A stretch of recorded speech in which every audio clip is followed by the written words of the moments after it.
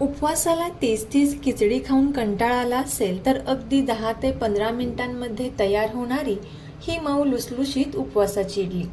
तर सर्वात अगोदर चटणी तयार करून घेऊया। मिक्सरच्या भांड्यामध्ये बारीक चिरून घेतलेलं ओलं खोबरं, मिरच्या, शेंगदाणे, थोडंसं दही, मीठ आणि पाणी घालून मिक्सरला बारीक करून घ्यायचं आहे। तयार झालेली शेंगदाण्याची चटणी एका बाउलमध्ये काढून घ्यायची आहे। आता तडका पॅनमध्ये थोडंसं तेल टाकून अर्धा चमचा जिरा, 2 लाल सुक्या मिरच्या घालून छान असा तडका द्यायचा आहे। तयार झाली इथे आपली ही उपवासाची चटणी।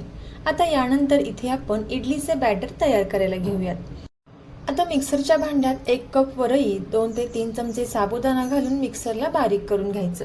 यामध्ये थोडंसं आंबटसर दही घालायचं।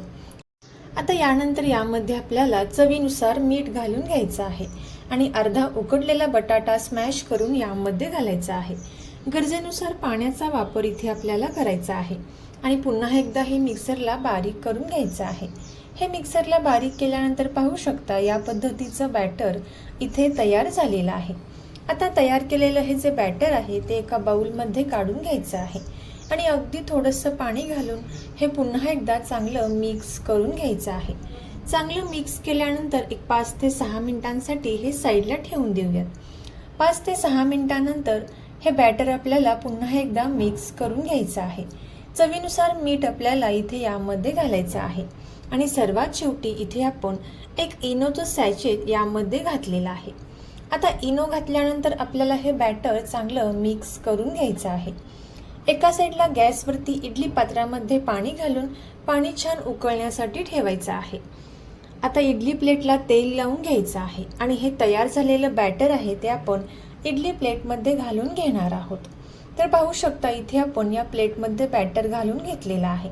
आता अशाच प्रकारे बाकीच्या सुद्धा प्लेटमध्ये हे बॅटर घालून घ्यायचं आहे आणि एक 10 मिनिटांसाठी इथे आपण ही इडली छान अशी वाफवून घेणार आहोत।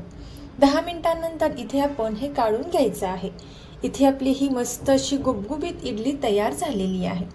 तर तुम्ही सुद्धा याच पद्धतीने उपवासाला झटपट इडली नक्की ट्राय करून पहा। संपूर्ण रेसिपी पाहण्यासाठी खाली दिलेल्या त्रिकोणी बटनावर क्लिक कराल तर रेसिपी पाहायला भेटेल। थँक्यू।